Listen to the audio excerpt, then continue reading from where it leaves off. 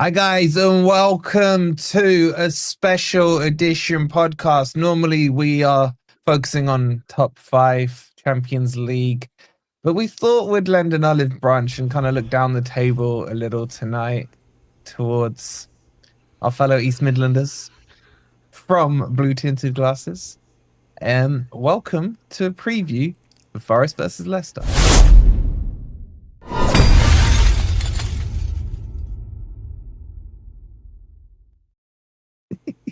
Had to get the first jab in. Guys, hope you're doing... Wait, who's hosting this? Are we hosting you? We're both hosting. Yeah? You take the reins, mate. You take the reins. You're at the top. I suppose we are higher up the table in the bigger club, so it makes sense. Guys, welcome. Forest obviously taking on Leicester this weekend. We had to do it with our good mates over at Blue Tinted Glasses because, like, Chappie's retired now, innit? Now that Vardy's leaving, Chappie's looking for places in MLS maybe and stuff like that, figuring out his next club. So, hope you guys are doing well. Retire, isn't it?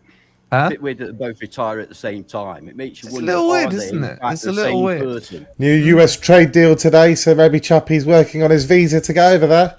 Oh, he's going to get some proper tariff percentage increases, isn't he? 10%'s not a big enough tariff for Chappie.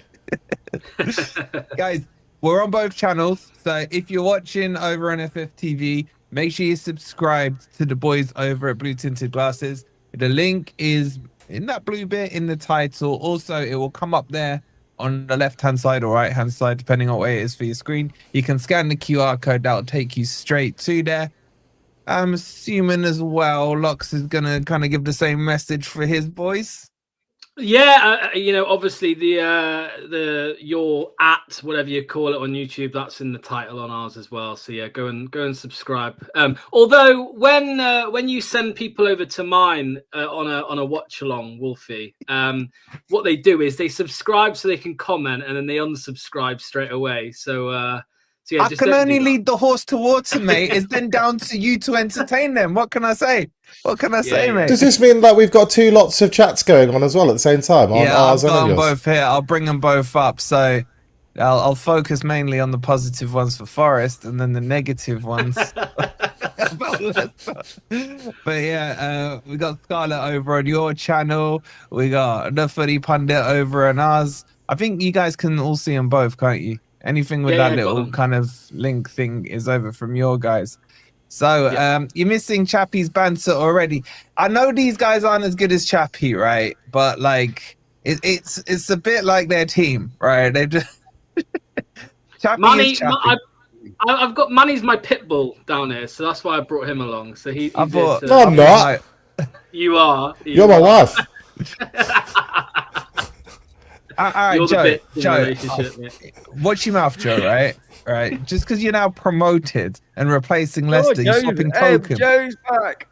Yeah, Joe's back, man. Suddenly he's found some chest from nowhere, right?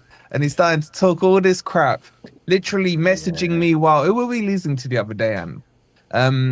Brentford. Could be anybody. Brentford. I know there's been quite a few lately. So yeah, Joe, just you worry about next season, mate. You worry about next season. I ain't in the mud with them. Don't put us in there. Evening, James. Evening, Gripper. Yeah, what a week it's been. Shout out to Joe's getting excited over Beto, by the way. I mean, Beto? Everton Beto? Yeah, he's getting excited Standards, over Beto. Man. Remember when they had like Viduka, Harry Kewell, proper players, man.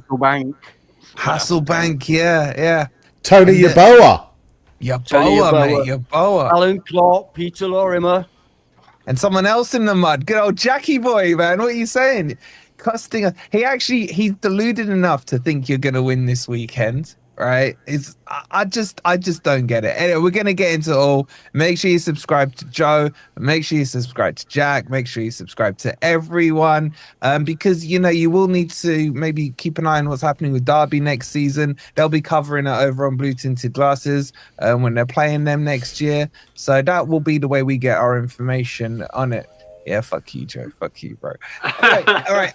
Let's start, boys. Let's start. I mean, what are we saying here, right? I want to know one thing. Are you guys playing for anything this weekend? Like, what's on the line for you guys? What? We are playing for Mr. Jamie Vardy. That's what we're playing for. No, we're not. Goal off. Yes, we are, Manny. No, we're not. Well, yes, we are. What do you mean we're not? We're playing for Vards. That is the sideshow this weekend. That's the sideshow. That's the sideshow. Let's face it. Vardy's still got time to get his number 200, but to stack your guys' Champions League, you've waited. What was it, like Frank Clark, since the last time you finished in the top 4 or something? What's that, 95 or something?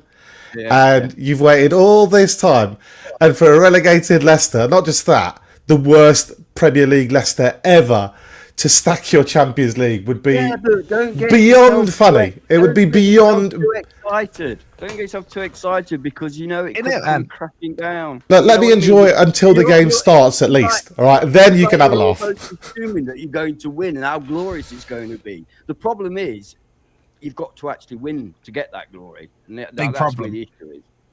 Yeah, but we were really worried at one point that this game would be the game that relegates us and the game that you get Champions League. So thankfully that's all, on our side. That's all you done. were worse than we imagined. Yeah, now it's just the game where we do get Champions League, bro. You've already been relegated. So I don't know how that's much better for you. It's much better. It's much better. I had visions of Steve Cooper in the stands of the City ground with a smirk on his face. Oh, Agent man. Cooper. There was a serious point I made to Wolfie before your Brentford game with him, and I said, look, we were in this scenario under Brendan 2 seasons in a row, so we know what it's like to be competing, and actually we had a 9-point lead on Chelsea with 9 games to go, so it's not totally dissimilar to the situation you boys were in, recently, and we found ways to drop points that we shouldn't drop points. And Wolfie was getting smug before the Brentford game. Yeah, win tonight and it's all over, bro. Hilarious. And what did I warn you? I said, never, ever get too cocky in this game. Stay humble, as the great Erling Haaland would tell you. Stay humble. If you stay humble, you'll win. If you get too cocky, football's going to teach you a lesson. Okay, right. Firstly, Manny, right, your memory is very short, bro. Because we did a stream once you got rid of Cooper and you got... what's his name? Van Nistelrooy in. And I sat there with you and you were like, what are your thoughts on Van Nistelrooy? I was like, bro, I'm not seeing it. I was like, I'm not seeing this one. You could have got someone better, maybe with some Prem experience or a Will Still or something like that. You're like, yeah, but it doesn't really matter with our squad. We're safe anyway. That's not quite true. Did you see Van Nistelrooy in Holland? And the Oscar goes to... Yeah, Manny, don't let lying destroy the argument. Look, do you know what? I'm honest. Wolfie was bang on. He told me, don't get carried away with Van Nistelrooy. You've had a little manager bump. Don't get excited. I don't see anything too amazing. And he was proved 100% right. That doesn't mean... surely you've got to wonder. You must at least wonder whether it would have been horrible. But there again, what you've had is horrible. Whether you would have been better off sticking with Cooper, whether he could have saved. No. Oh, come on, man! You don't even believe what you're saying. You must at least wonder that because but this is what we keep getting.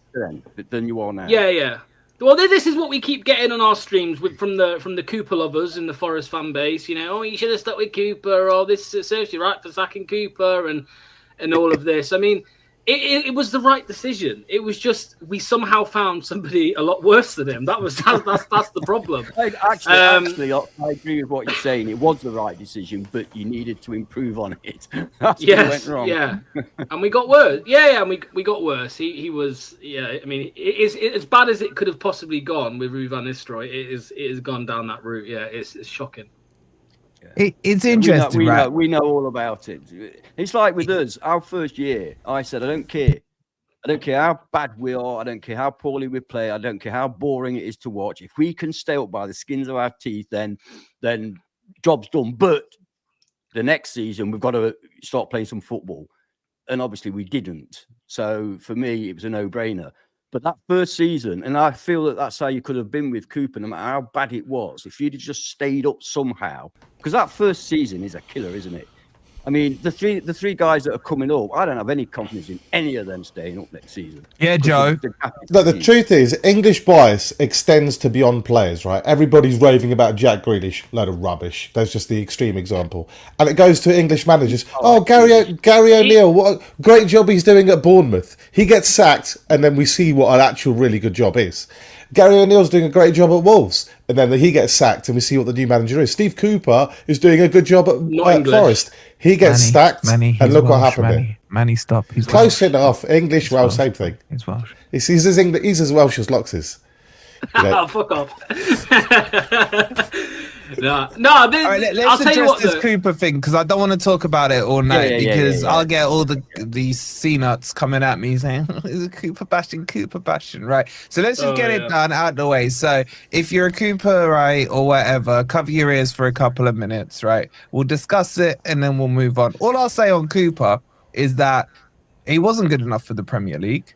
I think he showed that to me in the second season at Forest and, to be honest, a lot in the first season. And I think for Leicester, he showed that because I saw no different from what he was doing at Forest at Leicester. But for me, the thing I don't hear the Leicester crowd talking about enough, or the Cooperites from our end, is his transfer window was absolutely shocking. And that's ruined your season. Even if you brought Pep in tomorrow, man, or after Cooper, he would have saved you that transfer window. 20 mil for Skip. And what we've learned a lot since then, you know, in recent weeks, is that the manager at Leicester City has a massive say in what players come in the door. So you knew it as soon as you saw Jordan Ayew rock up, right? You saw it. He's got to be on the Ayew family payroll or something like that. But yeah, Manny loves to speak about recruitment, and no, it wasn't a really shit window. Like, we still picked up a couple of players. I mean, Bilal El Khanous, great talent. Even Facundo Buonanotte, there's a player in there on loan. That's a decent loan signing. But Ayew, Bobby Reed, Ollie Skip for 20 million. Oh my God. He was architect. Dorver Reed, man. What? He was architect of his own downfall, right? He was brought in partially, not just because he did a job with you guys, but because he was England under, was it 21s, was he? Or 19s or something, manager? 17. Oh, yeah, he won the World Cup with him, didn't he? With Phil Foden and Sancho.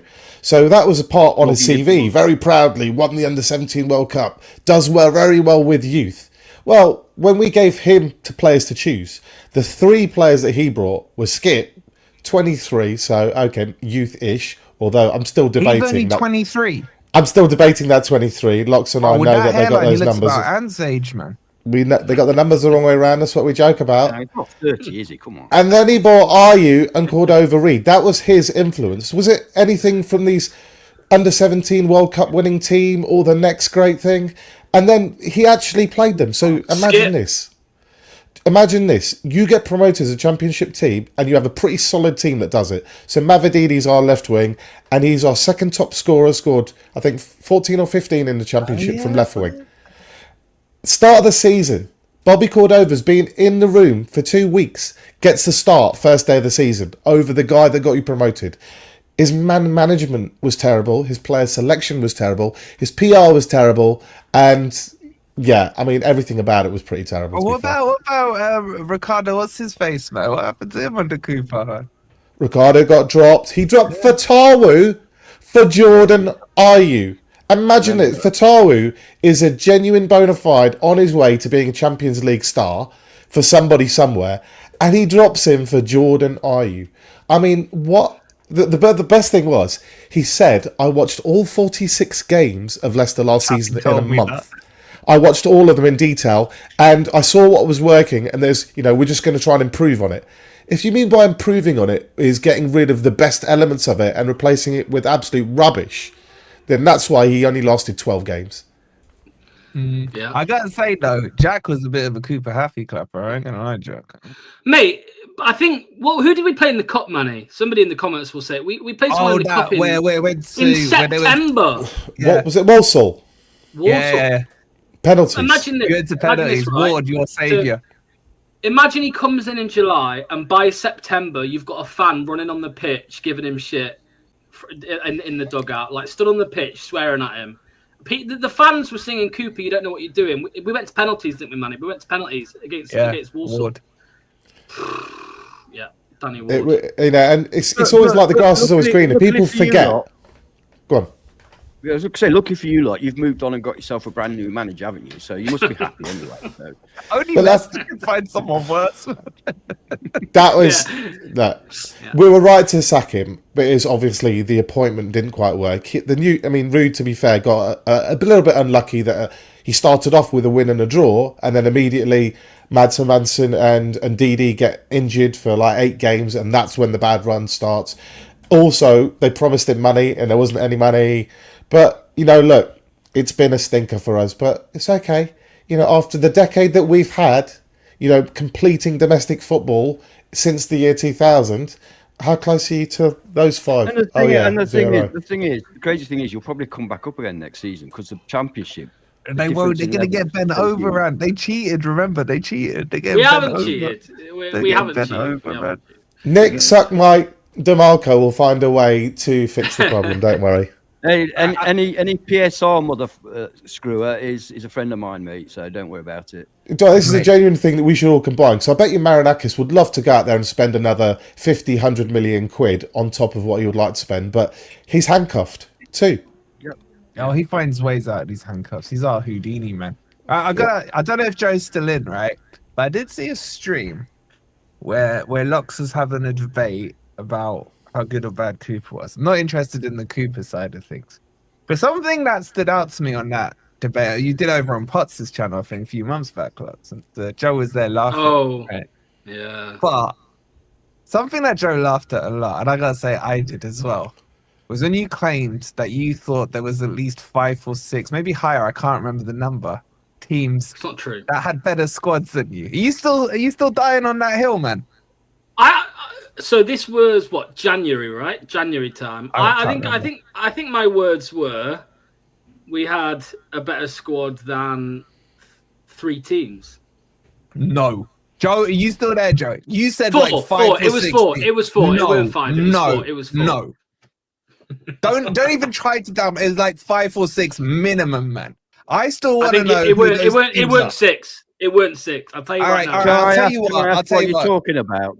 Because all I've heard is you said that there were 5 squads. You'll bet that yours better than. I said there were 4. I said there were 4. I said we had a. You actually talking about?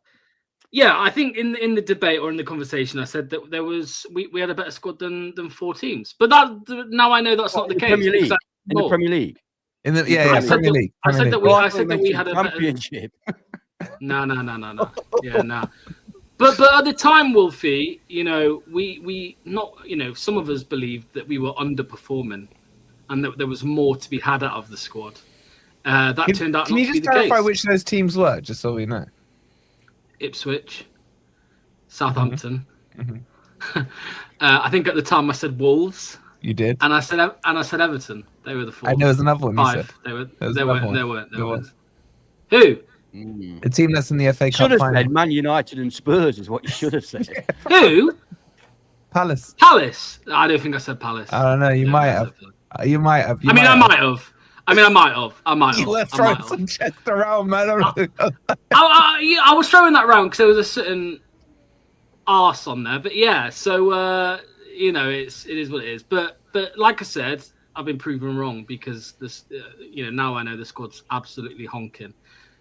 So is it harsh? Because one of the reasons you wanted Cooper out was because you didn't think he was getting the most out of the squad. And I'll put this to both you boys.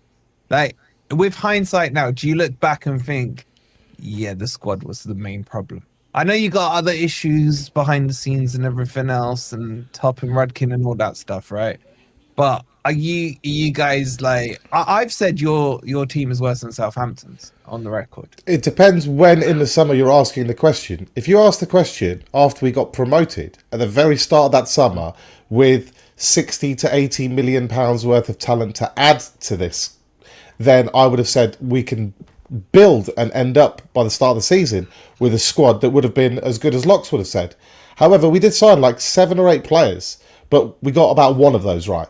So when you get 1 out of 8 and you spend 60, 70, 80 million pounds, and one of those and your biggest signing of the summer is Oliver Skip, then of course by the start of the season it dawns on you that hold on, we've just spent a lot of money to make the team and the squad worse somehow than it was in the Championship. It's unbelievable incompetence to do something that bad. But so I would say at the start of the summer, with Enzo and with 80 million, or with me and 80 million, we would have built a lovely unit. But when you give Steve Cooper that money to spend, you see what we ended up with. And by the start of the season, I mean, like I said, we looked largely unrecognisable from the team. It wasn't just a style of play, but the personnel was very different too. I was going to say that must have been the biggest blow, losing your manager. But I mean, look, I'll be honest with you. I didn't see Leicester last season at all. In fact, I've only seen him once this season. Okay. So I would have thought the biggest blow was losing your manager. But like I say, I did hear in the wind that a lot of Leicester fans weren't that happy with Maresca in the later parts of that season, and it wasn't certain channel there, certain channel, isn't it? You take that, Lux. Oh, this is Lux's favourite topic. What's this? What was what was it? No, I was saying not happy in Maresca. I would have said that the biggest blow to you was losing your manager, the manager that got you promotion with a lot of points. But I heard a lot of Leicester fans saying towards the end of the season that we're actually getting a little bit fed up with him and they weren't that convinced. I think, you know, Manny loves talking about this, you know, the system and you know, the disciples of Pep and all of that. But, you know, Manny will agree. Enzo Maresca is very extreme on the scale. You know, I think he's done it a bit more now at Chelsea, but at Leicester, he didn't really adapt. He didn't adapt, in my opinion, and we got figured out in some games, and there was nothing really to combat against that. And I think, you know, a lot of fans in the ground weren't happy with the style of play, even though we were winning, and even there was someone happy when we were 12 points clear. There was still someone happy. And they said it was boring, and those fans are still around now. They say that they don't want to go back to that style of football. But I think the problem with losing Enzo Maresca in the summer was we had a squad that wanted to play that way.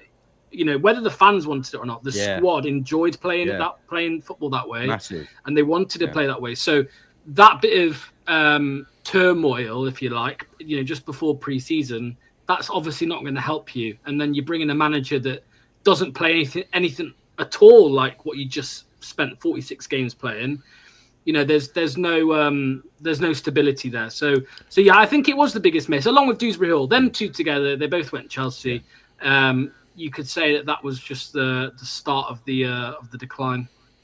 Yeah, I mean, surely he would have made a better fist of it than the two managers that actually got the job. Well, you got to look at that, Wolfer. It looks like he's got chicken on his pizza. Right, I've been shameful. streaming since 12 o'clock. This is my breakfast, right? Sorry, I'm going to eat what you Don't guys say that's...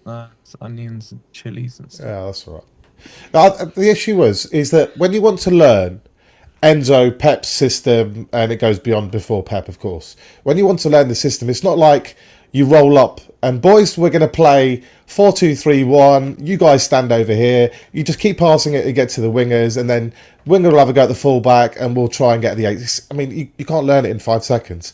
There's specific points of shape and distance between players that gets drilled into you training session after training session. No, you're standing half a metre too far to the right. You're out of position. It just gets drilled. They never did any defensive training under Enzo. It was all ball retention, shape, positioning, and then the runs between the system. You're trying to create triangle overloads out wide. It's very similar to the Chicago Bulls basketball system under Michael Jordan. All right, okay. Yeah. They try and create... You're trying to get 2-on-1 out wide, basically, so that's where you create the extra space. So they focused on this system for 46 games, nailed it down. By the way, in the Championship, I know you guys probably don't know, we did win 27 out of our first 30 games in the league, and at one point we were 17 points up. Now, some fans like myself have an appreciation of what they were trying to do, why they're trying to do it. I was actually learning something, for it's been a while since I felt I've done that in football. And some fans, you're 17 points clear of the Championship, and they like to whinge. You can never please everybody, no matter what. You guys are sixth in the table, and you'll still get a load of Forest fans saying, it's rubbish, get rid of Nuno, doesn't know what he's doing. You're sixth, man.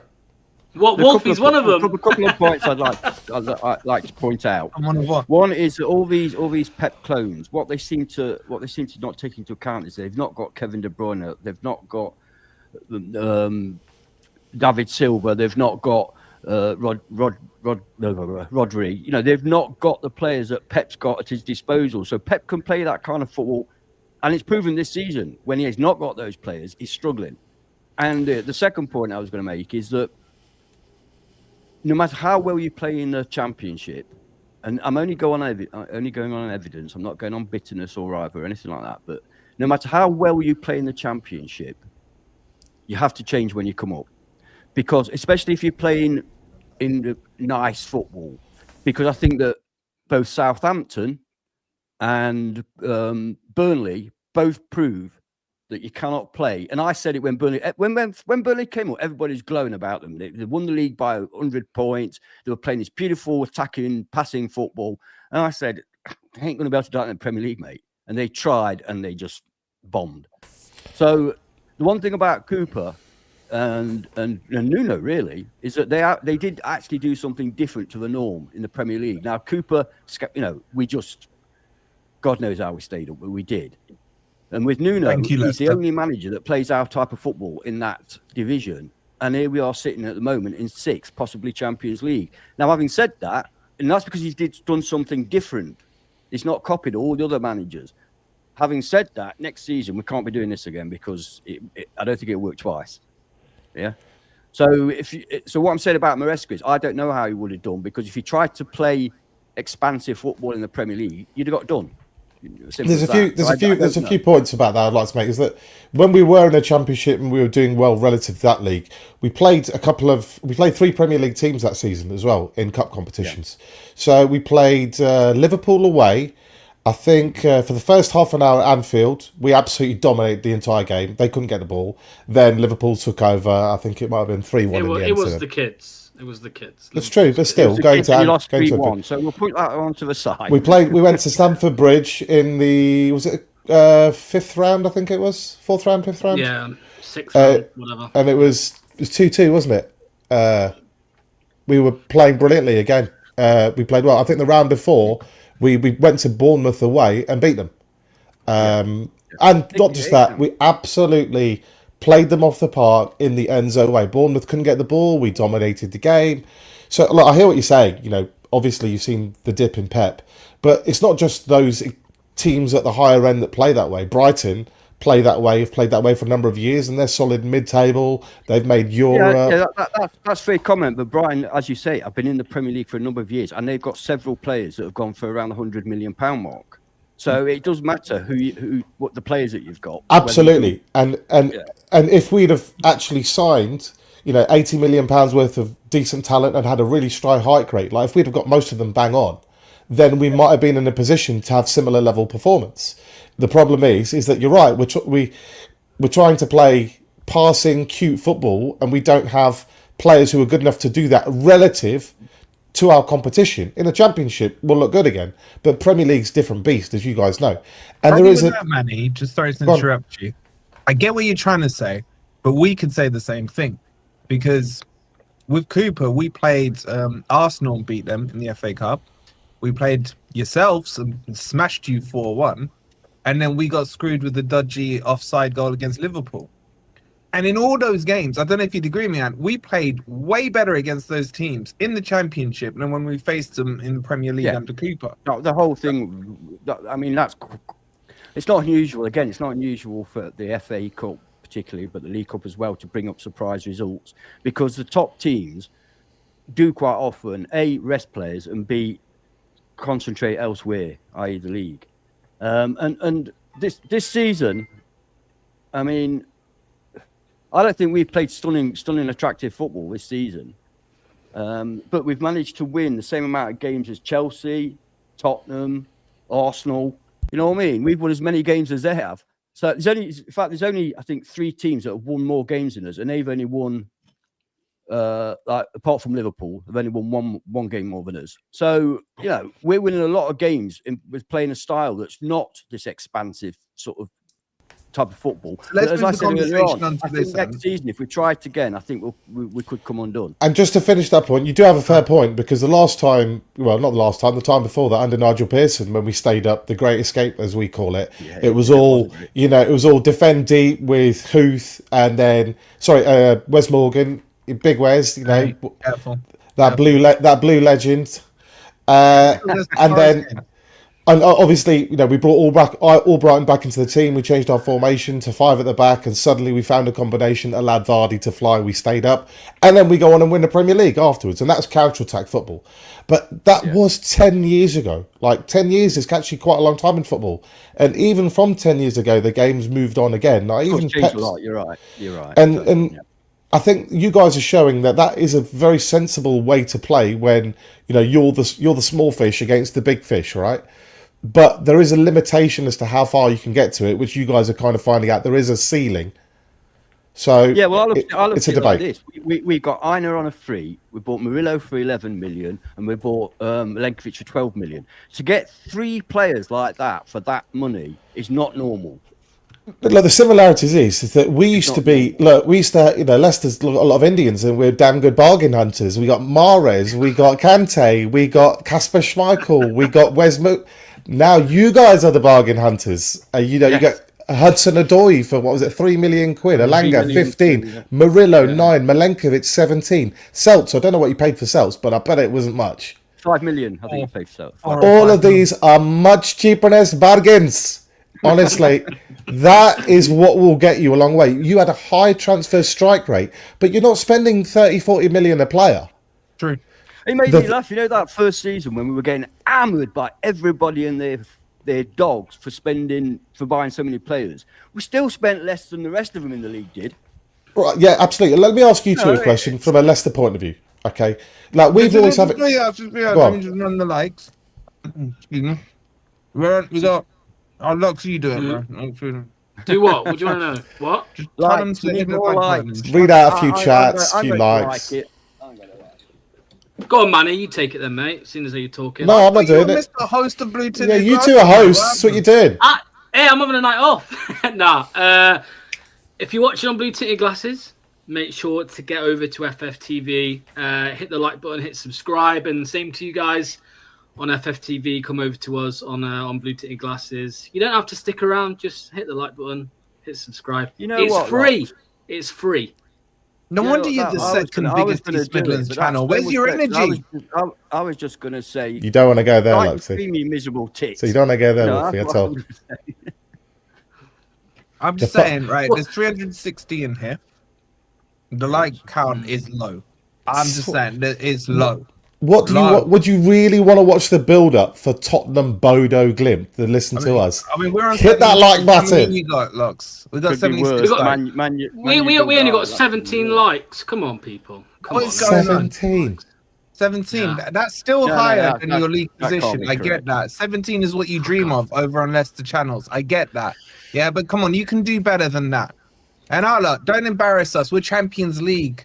2 stars and all this stuff. At the moment. Get those likes up as well. And a shout out as well to Steph. 96 now. Steph, she with the coffees, she says, "Come on, you Reds! Happy afternoon." Big up, Steph, all the way over in America. 103. The question I wanted to ask you lot was, look, we have this debate between us, like who buys the players, and you guys are slightly different because it feels like from the outside that Marinakis or his crew, I don't know who they are, feels like a conclave or something that they're going in. Then the white smoke comes out or the black smoke comes out and you've signed a new player. So how do you guys go about finding these bargains that you've signed? You understand or shall I answer? Well, I'll answer it vaguely because I don't know the ins and outs. I've got one slice left. Let's drag it out a little. Yeah. So I'll waffle for a bit. Back in the Cloughie days, managers used to have pretty much the say of who they bought. And I always thought, growing up in that kind of football, I thought that was the right way. The manager, it's his team. He should have a choice. He's a live or die by it. Now things have changed, obviously. Now it's normally, in most cases, it's a committee. It's the club. Because obviously the manager's not necessarily going to be there the next year. So you need to buy players for the club, not for the manager. And I 100% believe that that's how we do it. That we buy Like, I don't think for one second Nuno had ever heard of Murillo, for example. Our recruitment team out in South America dug him up and then obviously said to him, we've got this player. Do you want him? You're having him, but do you want him? And I think that that's how we work. And I think that that's the only way a modern day football club can work, because you can't, managers aren't in position long enough to give them full reign. We've seen it with Manchester United. They buy a team full of players for about 500 million quid, then sack the manager. The next manager comes in. What does he do? I don't want them. And then starts all over again. And look where they are now. Do you remember Sean St. Ledger? Do you remember him, Ant Wolfie? Sean St. Ledger. Yeah. He is our South American scout. That's who we've got out there. I don't know if he was. That's who we've got over in South America looking for talent. Sean St. Ledger. It's a big place, South America, for one bloke. Wow. Yeah, I mean, we're never looking out there. We're never linked. We were linked with one last summer. You've probably heard of him, Valentin Gomez. I don't know if he ended up moving, but we fumbled that one. I don't know if he actually moved to Europe, but he was linked with Europe instead of us. But we never seem to be. We're in a different market, aren't we, Manny? Apparently, we're in the same market we seem to have been 10 years ago. Actually, when we were signing the likes of Albrighton and and Huth and all of them, which was good at the time. We've been getting our players from Del Boy, his market, I think. It's I don't know what these guys have just been from a club that had so many hits in also fairly obscure places. I know that Le Havre isn't exactly the team that we're watching every weekend in French football, yet they find Riyad Mahrez for 450 grand. That's just the extreme example of a network that they used to have that worked well. And so I'm curious as to like Marinakis' network does also, because it's split with Olympiacos. What if he finds like a gem in Brazil, like a Murillo? How does he decide, like, oh, I'm going to send him to Olympiacos or I'm going to send this one to Forest? This is mainly why I like you, man, because, like, ball. And that's exactly what's happening now. Look, let's be real. If you read the report on Forest's PSR thing from last year, it clearly states there that Forest are in the South American market to buy for cheap, shop window them in the Premier League and sell for profit. Now, I think that model has changed because of where we are this season. And on top of that, with Edu coming in and this multi-team system that Marinakis is going, because we've got the Portuguese team as well, Rio Ave, and they're now trying to acquire a Brazilian team as well. And I think that's exactly what you're touching on there. There will be those young Brazilian talents that maybe, because they start them quite young there, don't they? If they haven't been sold by the age of 20, it's almost classed as too old to make it into Europe. I think you'll see the 15, 16, 17-year-olds going to whatever Brazilian team they acquire there. That's the first part of the cycle. They could get them moved to Portugal or Olympiacos. He's going to have an empire. It's actually an academy. It's actually an academy that we're buying. And it's the academy of Brazil, São Paulo. São Paulo are the biggest club in size-wise. They're massive, São Paulo. And that's where Kaká came from. Yeah, I think. And they're renowned for their academy. So we're trying to buy their academy now. Can you imagine how good that would be? You've got the Brazilian academy. You know what? This was supposed to cheer me up. This show. That is. We were signing like the most horrible news I could have heard all night. Like that annoys me. I can't tell you how much that annoys me, because that's something. Do you remember Money? Yeah. Do you remember? Yeah, we signed a lad here, 20-year-old. Do you remember when we were signing all these kids from Thailand? They were just favours for top. We did that thing though. Do you remember when we had? I wanted an Argentinian one. We were getting so many Arabs, man. Even I'm a freaking Arab and I'm struggling to pronounce some of their names that were coming in, man. Seriously. Just because was Arab as well. It's so depressing to hear that you're actually forward thinking as a club and that you're doing the kind of things that I would love to do. One more thing. Sorry, I do beg your pardon. One more thing that we do as well is that you've said, who does Marinakis decide who goes where? Well, it's already been pretty well established. For example, we signed a defender last season. Is it Kranic is his name? Yeah. Yeah. And sent him straight. He literally didn't set foot in. I don't think he set foot in the City ground. Sent him straight to Olympiacos. And evidently, he's had a fantastic season in Olympiacos. So if he does well enough, we'll just simply bring him back. So well, you say that, but let me lead that into the next point, because it's another Forest thing that I heard recently is that because there's like a UEFA rule, UEFA rule that says that you can't have these ownership clashes. That he's divested himself of his Forest shares and kept his Olympiacos ones. Now, I don't know too much about the story, so I'll ask you guys: does that mean that he's prioritising Olympiacos in any way over Forest? There's no way. You saw it with Nice and you saw it with Man U and Jim Radcliffe. They did it last season. You got Man City with Genoa, I think it is. Chelsea with Strasbourg as well. They're connected. It's just paper. It's on paper. He's had to put his shares into a blind trust. It will mean that the words written down won't have Marinakis' names, but the thing behind it. But where you are right, where it does have an impact. Well, he'll be able to come back next season. When you finish 10th. As soon as we're not in the same competition, he just transfers his shares back again. Yeah, exactly. So it's a nothing burger. It's ridiculous that you can get round. Something should either be, done or not done. And the way that UEFA do it, because they're such cowards, and I'm glad they are in this circumstance, because they're such cowards, they say you can't do that unless you go around the houses. But if you go around the houses, then you can do it. It's ridiculous. Yeah, but let's let you feel better, Manny, because for weeks me and you have been trying to organise it with Lux as mediator. You've been wanting to tell me Forest are gonna bottle this top 5. I told you before the run started that. Yep. And it wasn't any Forest trolling. Actually, no, I don't really hate Forest. I actually hate Villa. They're my most hated team. So I know you guys hate Derby, and I don't like that we're not your most hated club. So why should you be my most hated club? It's only fair, right? You two can have your little love affair of hatred. I'm after Villa. But anyway, we've been here twice. Like I said, it's not just once. It's actually been there 3 times. Once the Champions League, the title winning season, but 2 other times in a different team, a different era. So we've actually have some experience at this level. And we were Champions League positions 74 out of 76 weeks. But the only 2 weeks we weren't was the very last one, both seasons. Yeah. So I know what it's like to have this gap, to be flying, to be thinking, sweet, you know what, nailed off Europe. Champions League's nailed on. These other teams are terrible. But then when the pressure comes on tight, because we had a draw against Steve Bruce's Newcastle. Do you remember how bad they were? And we were flying. And we couldn't beat Steve Bruce's Newcastle at home. And I was like, that is nothing but our own. We're getting scared. We're getting nervous. We're feeling the other teams coming on strong. And Man City have picked up, last few weeks. Chelsea have picked up after a couple of dodgy ones. Villa are now picking up too. And everyone around you is putting the squeeze and the pressure on you. And it's inevitable when you've got a team, dare I say, look, you're not as good as the teams around you. You're overperforming. Now, that's fantastic for you. Brilliant season. Amazing. But not so long ago, it was a team that got like 26 points or whatever. The question is whether you can maintain those levels when the spotlight is on, the expectation. Like, all of a sudden, at the start of the season, if you're playing Brentford at home, you're like, I hope for a win, but I don't expect to win. But when you're pushing for Champions League and you've been winning all season, you're like, I expect to win that game.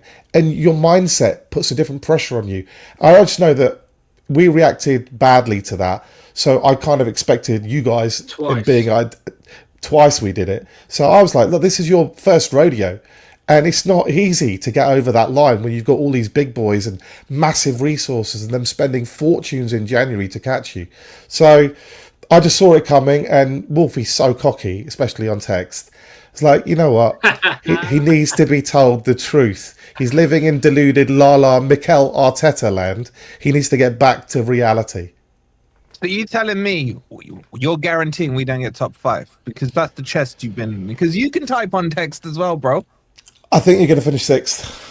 You say you're guaranteeing that, yeah? No, there's no guarantees in anything in football. No guarantee. I said I think messages. The difference is, though, I didn't say it after you've had this run of games. I said it before you had the run of games. Yeah, but you were saying it with hopium. Then. No. I just gave the reasons why, and now that it's been happening, I watched the Brentford game. I have to say, Manny, you're one of millions. You're one of millions that have said that. Including someone who's not too far. Did you say the same, man? Were you feeling at the time as well? No, when we were 3rd and about 5 points clear, I thought we've got this. because the teams below us weren't performing well. It's not like they were storming up; they weren't performing well. Chelsea were losing every fart's end, Villa were up and down. You know what I mean? But once we started on this run, I thought, I could see it coming. But what annoys us is because we're not stupid. We're football fans. We've seen enough football. We know what can happen and what is most likely to happen. But of course, you defend your team. So what's annoying is the disrespect you get from a lot of other fans of clubs that are languishing in 14th, 15th, 16th position or whatever, and calling you bottlers, and you're not going to do this. You're not going to. You think, hang on, just get in your lane. You know what I mean? Get in your lane. We've won 18 games this season. Do you know what I mean? How many you won? 3. You know what I mean? So. Yeah, but if you don't get laughing at others, you got nothing. I'm not talking to Leicester now. I'm talking about Spurs. I'm talking about Spurs and Man U. Guys that, well, we know what Spurs and Man U fans are like. And that's what winds us up. Because we know we're not stupid. We are punching above our weight. Of course we are. We finished 17th last season. And I said to one of my Spurs friends, I'm disappointed in you because I thought that you would be celebrating the fact that a team like ours can actually do so well and crash into this Cartel 6 party. I thought you'd be celebrating it. And you know what his answer was? I would be if it wasn't for Wolfie. Mate, you know what? I've heard that. I've heard that so many times. I would be if it weren't for Wolfie. So why do they hate you so much, Wolfie? Oh, what, the rival fans? Because I know your own fans. Oh, my own fans as well. Yeah, all of them hate me, man. I hold that mirror up, bro, to those Cartel 6 , and I say, but we get it as well. We get it as well because you get happy to. Oh, mate, I couldn't give a shit, man. The disrespect you get for winning that Premier League is outrageous. All that people go on about is it was a shit year. No, it wasn't. It was a normal year, and Leicester were the best. I know. It was a shit year. No. Some teams underperformed. They had West Brom in there, man. The second team got 71 points, I think it was. That's pretty. That is bang average.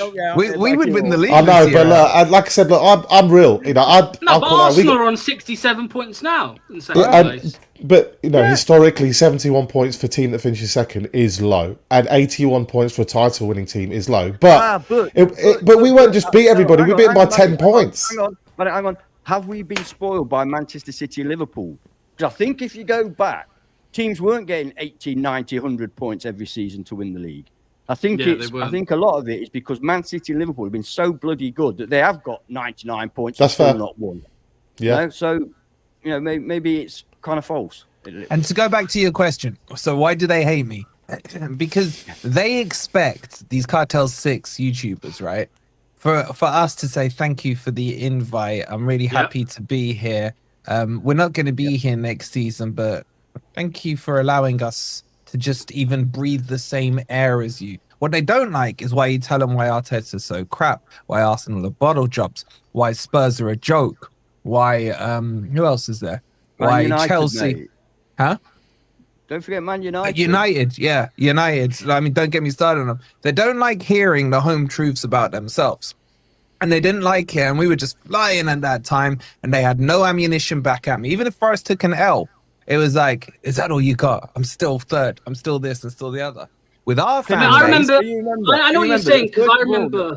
Hang on, Lox. First of all, they were saying, you're going to fall away this season. You're going to fall away this season. Yeah. When it really looked like it's next season. Next season now. Yeah, it was. Well, next season you're gonna. Yeah. No, have to say. I know exactly what you're on about, Wolfie, with the Big Six Cartel, the YouTube content creators. Because I remember when we were fighting for Champions League. I think it was the second year. I was watching quite a big YouTube channel still, and they had a Leicester fan on, and the stream was about 2 hours, and they gave this guy about 3 minutes. Yeah, 3 minutes, and he didn't speak again. And then the next week they messaged me asking me to come on. I was like, no chance, mate. What are you on about? Like, to speak for 3 minutes when Leicester, I think at the time we were third. You know what I mean? It's the story of the season, and they don't give you any media time, do they? It's like I watch everything. Like I'll watch CBS, I'll watch ESPN, Sky Sports, Talk Sport. I'll follow anything, particularly when the results aren't horrific. When we're winning the league, I'm all over anything you can get, and I'm assuming that you really hardcore Forest fans are the same. And it's amazing. All they still want to talk about is Man United. You know, in like, Yeah. like who's in? Nobody's interested. They're 15th. It's hilarious. It's a laugh. I'm loving but it, I man. don't. I'm I loving don't the want to Man spend U. half an hour talking about Man United. It's not a news story. The news story is Forest overperforming, but they're just not They only interested. started talking about us once we started slipping down. Then they started talking about us. Because they want to keep just like PSR. All I keep seeing since we've lost a few games is Wolfie's face plastered over thumbnails, left, right, and centre. Yeah, I don't know. but that's to answer your other question about our fan base. Why is there this love hate or whatever it is? With probably me in particular, I'd say. It's because I just say what I think, bro, and I didn't give a shit what anyone thinks. Do you know what I mean? You guys have had it. I've seen what Locks gets and what have you. But I think if we don't get top 5, it's a bottle job, personally speaking, because of the time we spent there this season. Now, is that what I would have thought if we were having this conversation on the 1st of August? Of course not. Yeah, but context is everything. And that's the key here. I hold my standards to my club, to what I know they've achieved in the past before I was even born, to where I think they're going to go under this great leader that is Marinakis and what he wants to achieve. If any Forest fan, they can have whatever opinion they want. I couldn't give a damn. It's their opinion. If any Forest fan thinks Marinakis will be happy now in this context of not finishing in Champions League, maybe they don't know him as well as they think they do. So do you say? Let me ask you this. You ask him, Lux. I was going to say, so let's just say what happens to you next is what happened to Leicester, right? Let's say let's say you bottle Champions League, if you want to call it bottle, whatever. Next season, something very similar happens. You're in the top 4 or you're looking good for Champions League pretty much all season, and towards the end you bottle it. Do you reckon Marinakis would sack Nuno?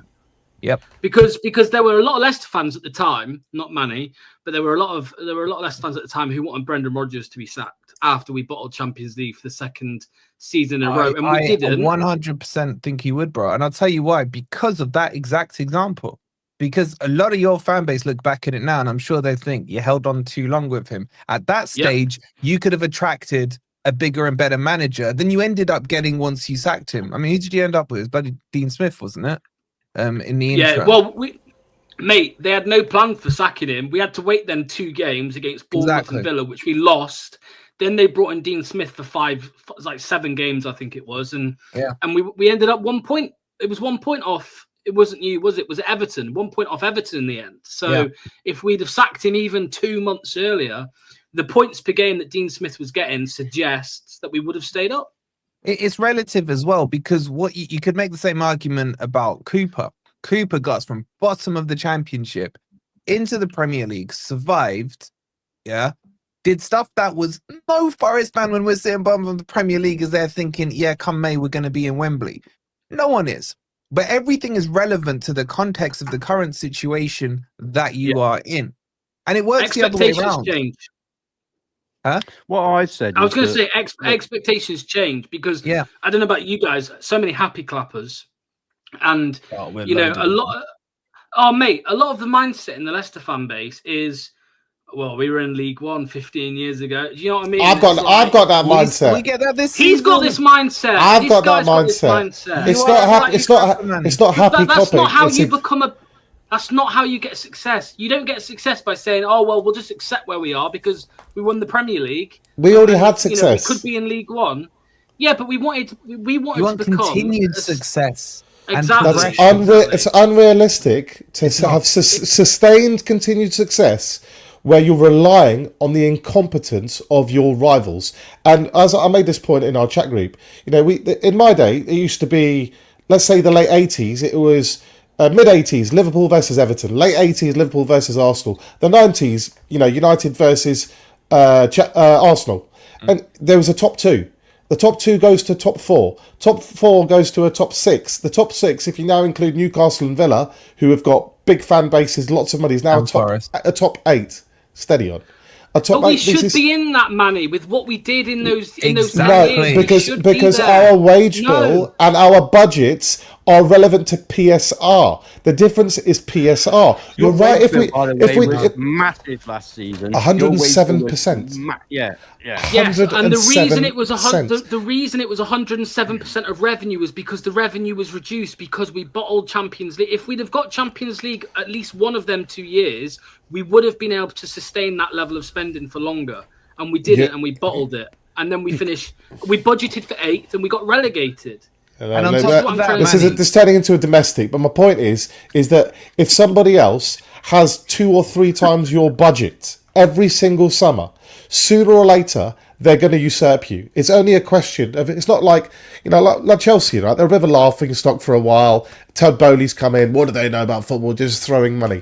They're not that daft. You don't get to be a billionaire if you're completely daft. Those people, if they made mistakes, they'll wise up quickly. So you might have your moment for a year or 2, but sooner or later, things will normalise and they will catch up. Not being that's too simplistic. Forest fans, football fans, we're allowed to dream. But what you say is absolutely correct, because let's be absolutely honest. Okay, Forest have broken into it a little bit this season, but generally speaking, Man U and Spurs have ballsed it up, but that's because they're totally incompetent at board level. But let's be honest. Basically, the Premier League is basically a league of how much money you've got. It's the game is rigged. The game is rigged against you, and the game is rigged against us. That's PSR money. Is a way of handcuffing both of our clubs to make sure that we stay down there, that we can't challenge for those big boys. So it's actually harder than ever. How can you can't disagree? It's mathematics. Listen, what about this then? When you come up from the championship, you're not given a help. You're fucking hindered because you could spend less than the rest of the clubs because you can only spend 13 million quid for the 2 seasons before. So you're restricted to 65 when all the rest of the clubs that are established and been there and bringing in big money every year, they can spend 105. Make sense if it's supposed to be about fairness. I think in 1974, Derby got promoted, won the league. In 78, you got promoted and won the league we got promoted in 77 and won the league in 78. We got promoted, had to stay up by the skin of our teeth, won its second season. These are freak anomaly situations. Well, most of the teams that are actually coming up can't progress, and especially now they're going straight back down. How many times has the Big Six in the last 10 years finished as the Big Six in the Premier League? That's my point. That's not my point. My point is if they have it, like I said, there is the opportunity to jump in there for a year or 2, like we did, like you have done, like Villa or Newcastle have done. But sooner or later, the most money table will pretty much reflect. You might not get it in a perfect 6, but in a proper world, they should be 6 of the first 8 or 9. It's like people talk about the romance of the FA Cup. Look at the last 30 years. Every team that's won it is a top 4, top 6 team, virtually. Leicester won it. That's the one. You're forgetting about the other 30. Wigan? I said Wigan. Yeah, they beat Man City. Now, that was an anomaly, I think we'd agree. Cup competitions are different. Cup competitions, you only have to win 6-7 games. You don't have to win 38 games.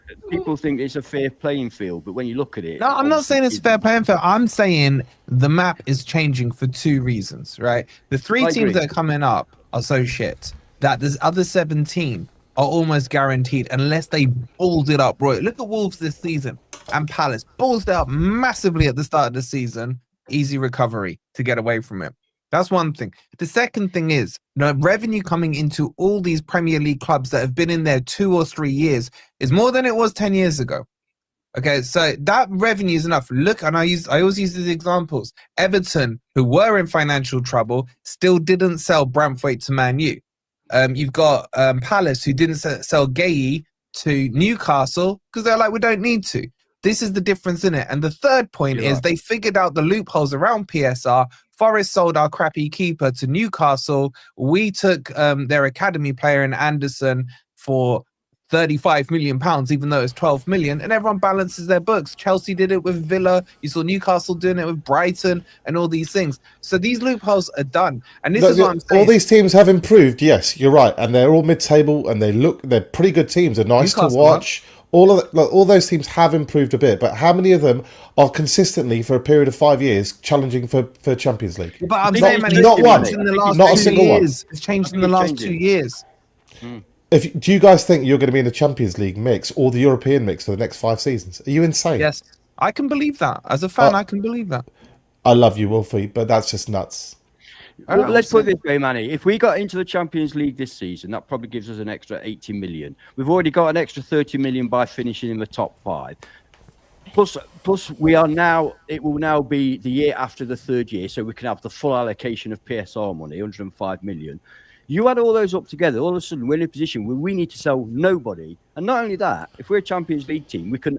I'm not saying we can attract the top players. That's not realistic. But we can certainly attract the next level of player or a promising upcoming player. But you're forgetting Ant. Ant's right, because look at Yuri Tielemans, right? At the time, he was a very, very highly rated youngster, and we managed to get him at Leicester City on loan. And then what happened after a few years? He didn't want to stay. Why, man? Because we didn't qualify for Champions League. We bought it twice. Look, if Real Madrid, he's at Villa. He's at Villa, man. Right. He's at Villa. You let him go for nothing. That was your mistake. Had you sold him for? My point is that the fact that you're right. Yeah, that's correct. But my point is the player himself wants to leave. Once his head is turned. Why? Because he's at Villa, Manny. He's at Villa. I know, but he thought he was going to do. He thought he was going to do better. He thought Arsenal. Yeah. He thought he was going to do better. He knew he was going to do better. You guys can't look. You can't seriously tell me that when you get a bid for Murillo or a bid for Alanga or something, that those players are going to turn around and say, yeah, I'll hang around here. No, they'll be out the door. No. On that point, I think it depends. They'll be gone. It depends on the club. If it's Real Madrid, he's gone. If it's Spurs, exactly. I don't think he is. Exactly. It's and not only that, for me. You get the money. Why does it matter? Because then you have to. Because what you've done is you've had a hit, and so you'll get the money right. But then you could end up doing like what we did. We sell Harry Maguire for 80 and we buy Wesley Fofana for 30. Brilliant business. But then you sell Wesley Fofana for 70 and you buy Wout Fass for 15. So you got to keep that. The problem is every time there is a transfer, you're taking a risk whether it works or not, whether you know that you've got a proven product. Those players will want to go. Trust me, Murillo did not grow up in Brazil dreaming of playing for Nottingham Forest. No, don't go on about this because we're not stupid. We know this, right? But if Murillo is to go to Real Madrid and we get £100 million for him, trust me, he cost us 11 million quid. We can then go out and invest that money in other players. But we've already done it. And what we'll be relying on is our recruitment being a lot fucking better than yours. Dan, that's everything. If you keep getting the recruitment right, yes, Hans. If you keep when Wesley Fofana went to Chelsea for 80 million, Leicester fans were like, "Wow, 80 million, lovely." The problem was we didn't the problem is we replaced him with Wout Fass. That's the problem. So I don't, if you're getting big money. 2 years. It can go either way. Like Villa sold Grealish for 100 million, they invested it wisely. Spurs sold Bale for 90 million and pissed it down the wall. It completely depends on what you do with the money at hand. So it's a question of the money can give you opportunities, but although like 80, 90 million is a lot of money and your budget is actually pretty decent, your rivals still have bigger budgets. Your rivals still have more allure. They have bigger names. Players want to play for the bigger teams. It's an unfortunate fact of life. So Forest are in a tricky will find themselves in a tricky situation where you built up a really good team, but suddenly people start going. One guy starts getting annoyed. He doesn't want to turn up for training, and then all of a sudden that brilliant team spirit starts to fade, and you'll start to drop down the league. Let me tell you where I am on all this. Right, as a lifelong Forest fan, obviously I don't speak for other Forest fans. I can only speak to myself, and I said this on another podcast. That I don't expect Forest right now, in the current situation of football as it is and everything else that goes with it, I don't expect us now to turn into Man United or Liverpool or something like that, right? That's not realistic. I mean, the league's only been going on for 30 years, so we don't know what's going to happen in 5,000 years. We maybe be a big club by then. But right now, I look at it like this. What my ambition for Forest is to remain in the top 10 year on year, comfortable, and the occasional little excursion up the table and grab a European place and do well, and hopefully do well in the cups, which will bring in money, prestige, exposure, and the glory. Yeah. So I'm not expecting us to be top 4 every year. I don't think that is realistic for a club of our size. Why not? But I do think it's realistic for us to be in the top 10 every year with the occasional push into Europe. I think that's fine.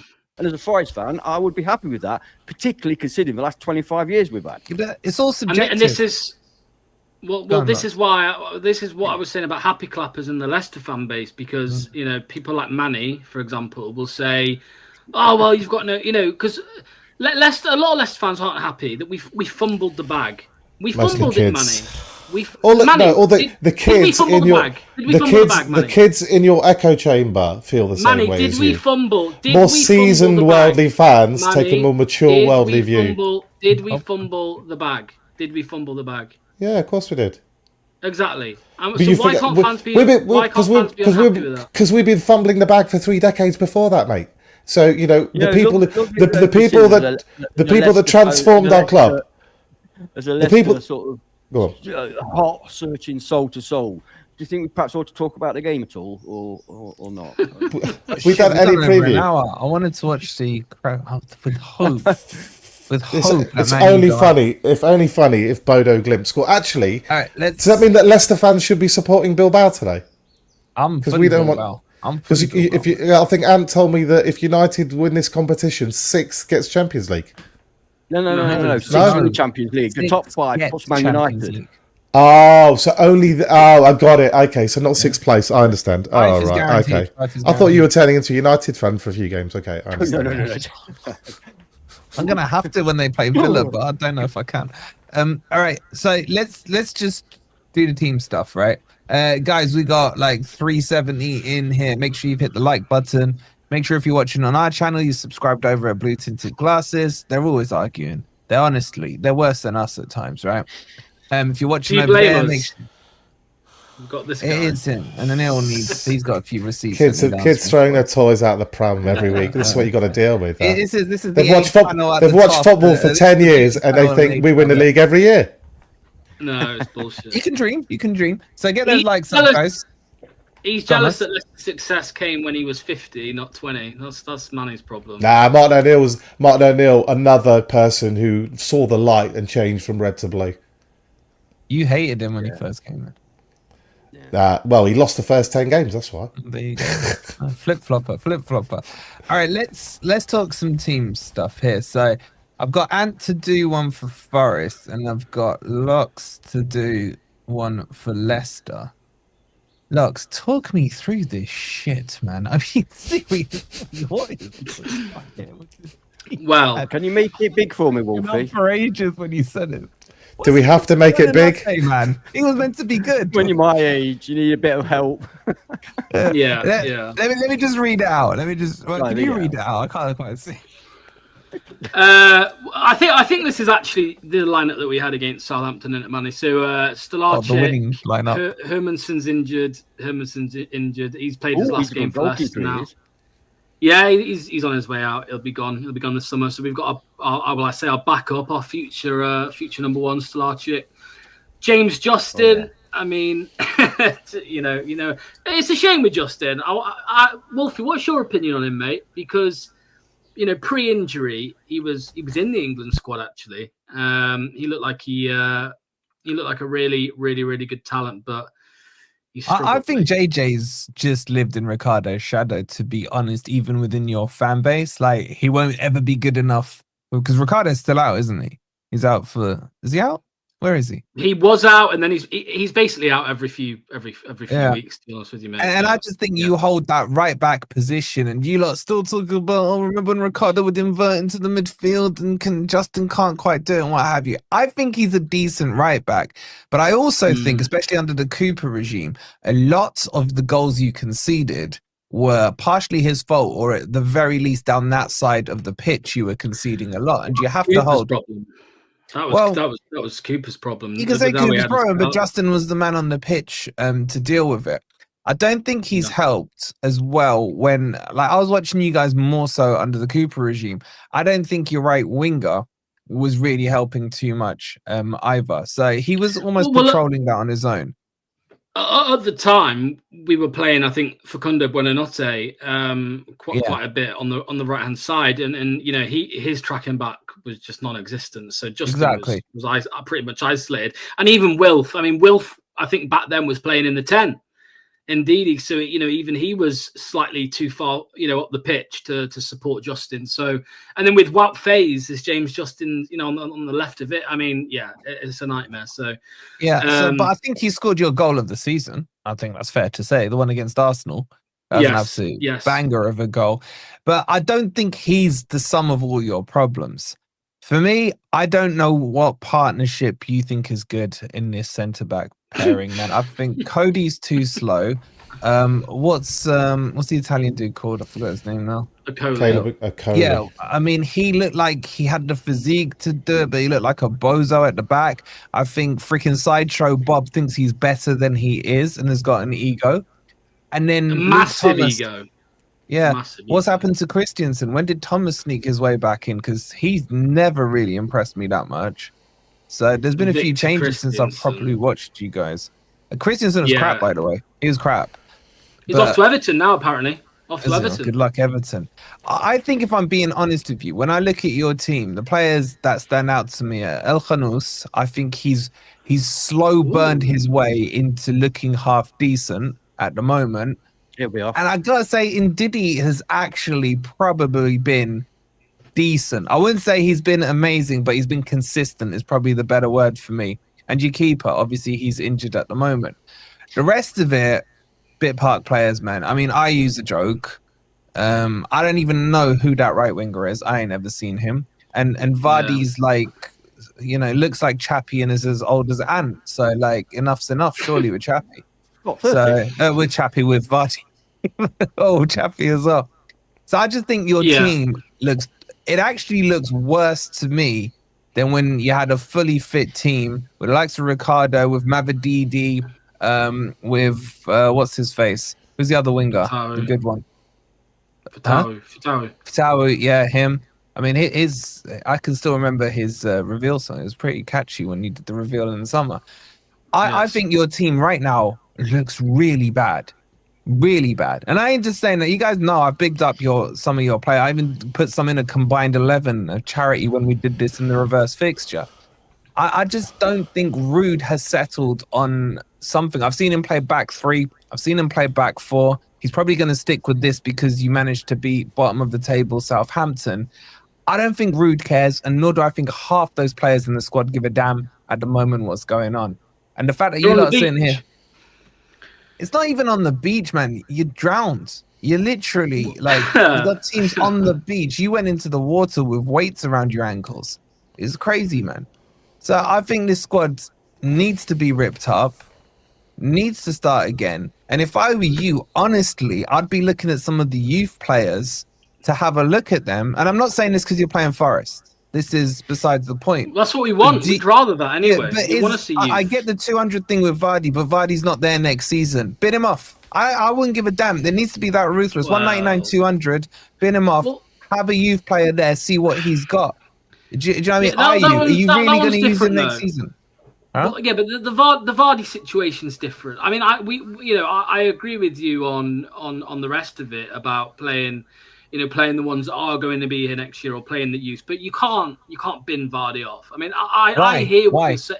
Because he's the greatest Leicester player. You're putting him ahead of your club then. You're putting him ahead of your club. No, we're not, because the alternative is Patson Daka. I agree with you 100%. There's no youth you could put in. I agree with you 100%. Give that guy the chance to get 200 goals. He deserves it. There's no guarantee he gets it, Anne. There's no guarantee he gets it. It doesn't matter. It doesn't matter. It's good PR. So when that news story goes around the world, Vardy scores 200 goals for Leicester, but the spotlight goes back on Leicester, and it's no such bad thing as bad PR. So that's not it for me. Also, the fans in the stands, the away ones or the home ones, that's their reason for coming. It's either some of the youth players, but Vardy has to play, mostly because we don't have a young out-and-out striker who could do with some game time. Our reserve striker is Patson Daka, and there's nothing after that. What's he do with Cannon? Sold him. Sheffield United. So, look, we should put kids in. Like, people, we've got this, I mean, I don't know if you've heard, but we've got this young lad who's 15 who made his Premier League debut about 4 or 5 weeks ago. He's the second youngest Premier League player ever. No sponsor. He looks a serious young baller. I think he's England under 17 captain. Scored, I think if I'm not right, he scored 6 goals in his last 3 internationals for the drop one. This boy's 15, but he is like Real Madrid, Man City already sniffing around him. We would love to see a kid like this get a start, but this is our internal issue with Rude. Is he says the right thing, oh yeah, let's throw the kids in, and you see the team sheet and it's Ayew and Cordova Reid again. You're like, That just That's my point, man. I get what you're saying about the Vardy stuff, right? Okay, sentimentality, whatever. But there has to. My point that I'm making is there are players in this team, in this squad, that you lot would throw riots over if they were named in your starting 11 next season against Derby, right? That's my point. Why are you wasting time on an IU, a Decadova Reed, whatever, when you should? This is a good opportunity in a competitive game to have a look at what these kids have got and give them some proper professional game time experience. It We agree makes with more you. sense. We agree with you on all of that, other than the Vardy one. That he's the only one. All right, He's fine. the only Leave one her. who's I'm not disagreeing. saying put 11 kids because up. Mix it up a little. I think this is now time for, since it's Forest Fan TV today, I'll do my usual Manny Bingo, we call it, because there is an underappreciation for a simple fact of what works in high level sport. In any sport that involves motion, if you don't have fast twitch fibers, look it up if you don't know what they are. If you don't have those in your team, you are going to be at a disadvantage. So every team, it's not just speed, by the way, it's much more than that. It's speed, touch, control. It's basically being able to execute all the football elements at a faster level, at a higher speed. In a game that's faster than it's ever been, somehow we've managed to accumulate an old, slow squad. The only bright lights in our team, anywhere that we find, actually have the ability to move. So Bilal, he's quick with the ball at his feet. He's got quick feet. Not necessarily high level pace, but he's got it in terms of control. Indeed, he's been rock solid. Mads Hermansson's different. But the rest of them are IUs, Cody's, Cordova Reeds, Vestergaards. The team's full. Vardy himself, he's not the Vardy he was when he was 28. He's a 38-year-old.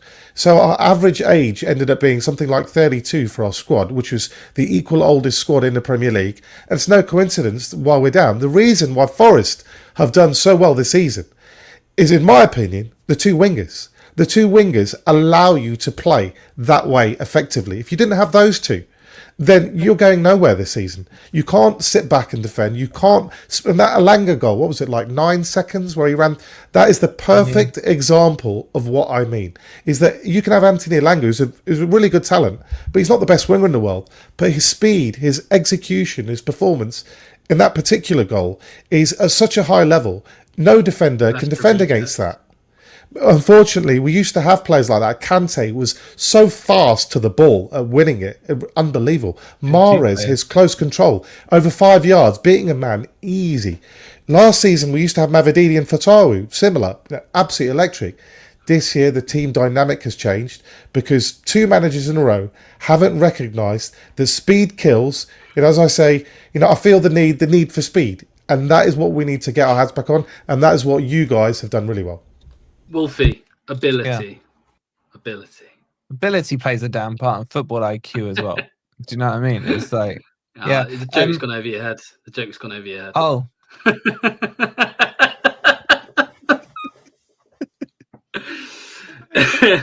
Let's talk about the Forest team and put one together here. I'm just pleased there's 11 players. Usually, and ends up with 12. I've maintained for a long time that it ought to be in the rule books that Forest can have 12 players on the pitch. I wouldn't disagree with that. This is what Ant's going for. I'll just shout it out for those maybe listening back on the podcast. You got 4-2-3-1, Sells, Einar Milenkovic, Murillo, and Nico Williams. He's gone for Sangare and Anderson in the 6 and the 8. He's gone Alanga on the right, Sosa on the left because Hudson-Odoi was most likely to be out. Gibbs White in the 10 and Wood up front. And why are you going for this team? Yeah, by the way, this is my desired lineup, not necessarily because I don't think Nuno will do this. I don't think he'll play Sosa. I think he'll play Elanga on the left and Dominguez on the right. But anyway, this is my team. Well, the back five speaks to itself. Leicester aren't going to get past that, are they? I mean, if they haven't got any fast twitch fibers, they've got no chance of getting past them. None whatsoever. I don't know what they. But can I just ask you, Ant? Yeah. Is it the best centre back partnership in the Premier League? Pound for pound. I think it's got.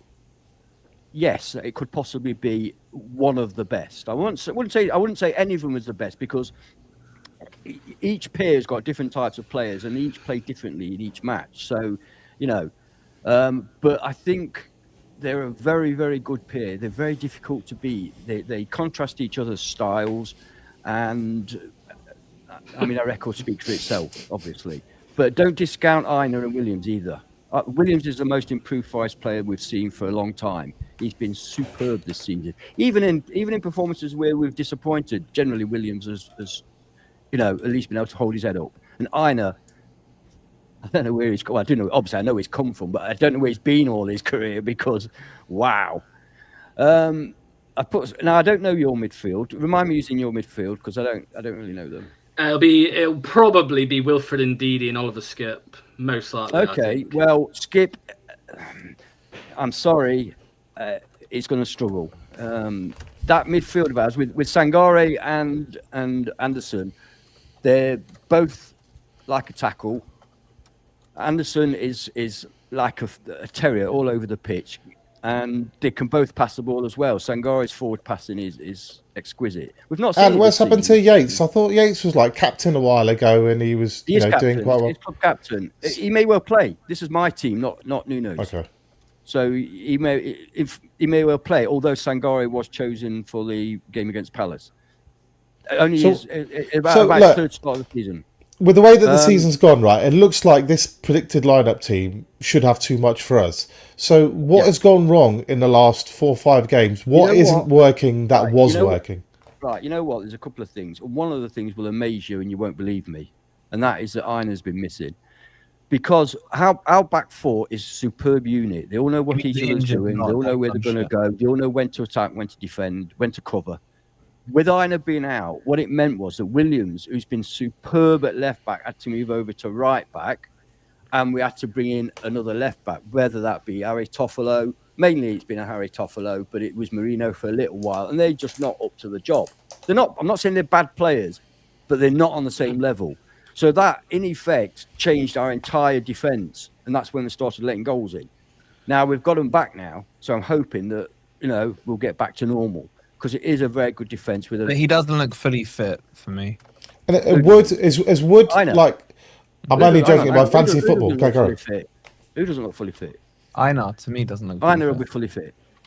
I saw him play the other day. He'll be fully fit. It, man. ITK. Yeah, fully fit. And what about Wood up front? I know he was so hot earlier in the season. Hang on. I want to sort out this midfield because I think with skipping midfield, I think they're going to struggle against our midfield with Morgan Gibbs-White. And when have we dominated a midfield? Wait a minute, will you just let me say my stuff? Honestly, hurry up, go on then. Fuck me. You're not missing anything in the football Wolfie's crap. Don't worry. Right, MGW is not playing well, but what he does give you is energy.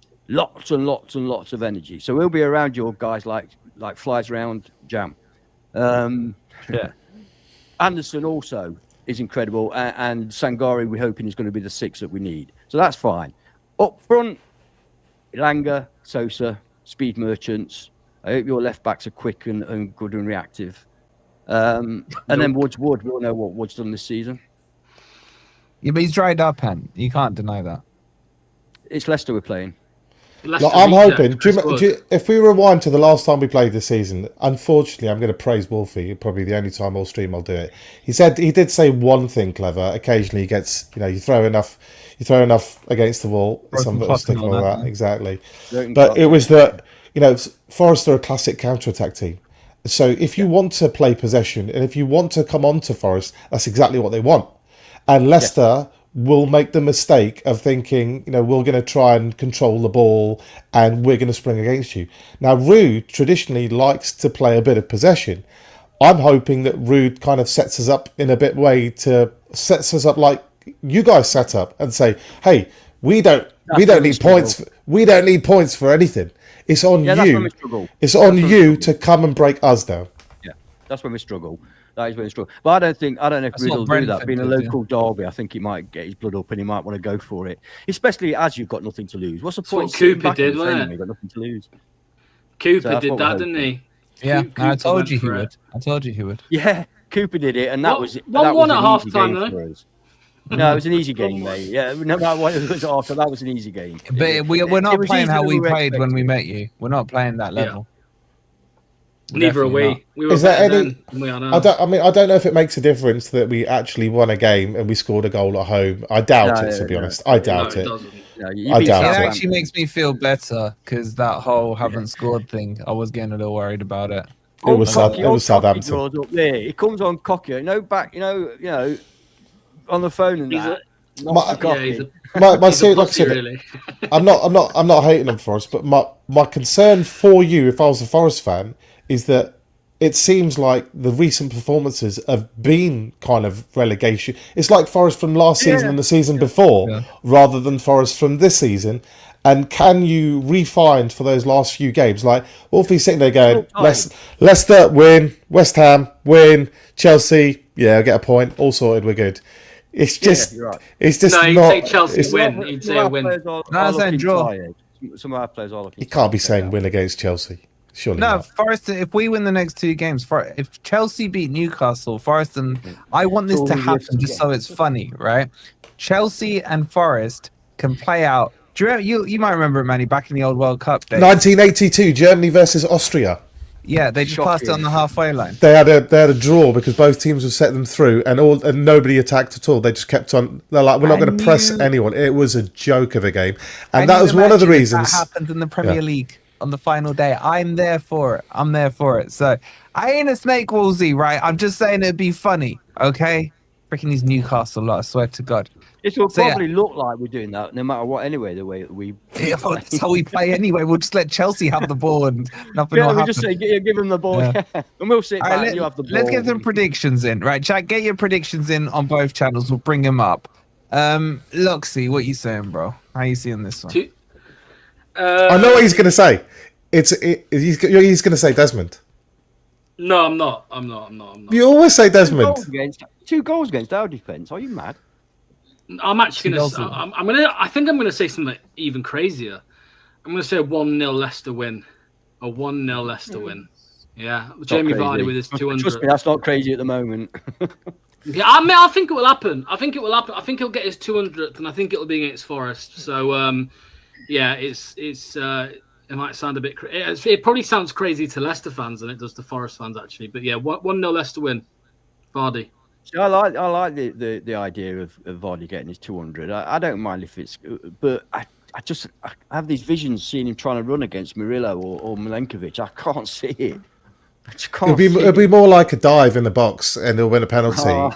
Yes. He'll leave his leg hanging out. He'll kick the defender, keeping his leg straight, and then he'll go down, win a penalty. He's the master at that. It looks like the defender kicked him. Actually, he kicked the defender. It's genius. The problem though, the problem if that happens though is there will be a bunch of happy clappers online saying that Ruud van Nistelrooy should stay next season. That's what will happen. They're already doing it. We beat Southampton. And there's people saying, "Oh, well, actually, Ruud van Nistelrooy, he might be a good choice for next year." I'm like, he might be right in the championship. Speaking of next year, Vardy's looking for a club. Do you fancy, an experienced second striker as a backup for Wood next season? We've already got a 33-year-old. I don't need Chris Wood to be our young up-and-coming striker, mate. Seriously. I was going to say, imagine that Vardy and Wood at Forest. Jesus Christ. Might help having a winner in the room. Like they're just buying old Leicester players. In the league. Would you say seriously if he was on a free? Would you take him for 1 year?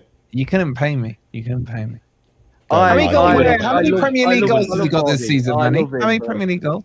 No. Imagine the shithousery you guys would love it. Goals. He's got 8 in the league this season. He's got 8 in the league this season, mate. That's probably making him your second highest scorer this season. No, actually, it might do. I think it does. Hey, you know what I found out last night? I didn't realise. I didn't find out. I'm just giving you your scores, Ant, man. My bag's broke. Hang on. This one. See, if you're not interrupted, I'd have been done by now. Milenkovic is the highest scoring defender in the Premier League. Who? Milenkovic. Thanks for that. I'll sleep better tonight. Yeah. Well, Stop picking on it. Help the aged. Will you be nice to him? Why are you being so horrible to him all the time? Next to each other, the old farts at the bottom. So. Yeah, exactly. Be nice. Hold on. I'm definitely younger than you. I'm 23, mate. 23. Hey, if you remember the 82 World Cup, right? I wasn't even born, so you're older than me, man. Oh, I am older than you then. 23 when he was born, it'd be closer to his real age. No, I'm just saying, Manny remembers the '82 World Cup. I wasn't even born, right? I'm a student of football. I remember I the do, 1978 European Cup here we go. final. All right, Manny, score predictions. 1979 European Cup final and the 1980 European Cup final. A draw, 1-1. 1-1. Fucking hell, you lot are so deluded, man. It's... Not because we are good, because we are crap, but I just think you guys are playing our crap level at the moment. If you guys go back to what you were doing earlier in the season, then it should be an easy 2-3-0 win for Forest. But that Forest team, I haven't seen them for a couple of months, and I don't think they're coming back. If you ever find yourself single, Manny, I'm just saying, Daniel here. It's my Everton homeboy. It's all right. I agree with Matt. I think this isn't who wins, it's how much. And we need some goal difference, though. You don't learn, do you? You said the text. I warned you before Brentford. It's exactly the same Wolfie. I warned you. Don't get too cocky. Don't get too cocky. What makes it worse, man, is that I have to catch all the flack from this. And then afterwards, he'll say, I'm shitting it. We're going to fucking lose. I know we are. You know, you have to be the yin to the yang because he loses the plot, gets too carried away. I'm holding the fort down against all the Cartel 6, man. That's all I'm saying. All right, listen, guys. It's been a cracking stream. It's only been. No, that's me. Fucking gone. What are you gonna predict? Well, I can't see Leicester scoring. I'm sorry, but I just can't see him scoring. So I think it's going to either be 1-0 to Forest. Yes. Or it could be another Brighton scenario.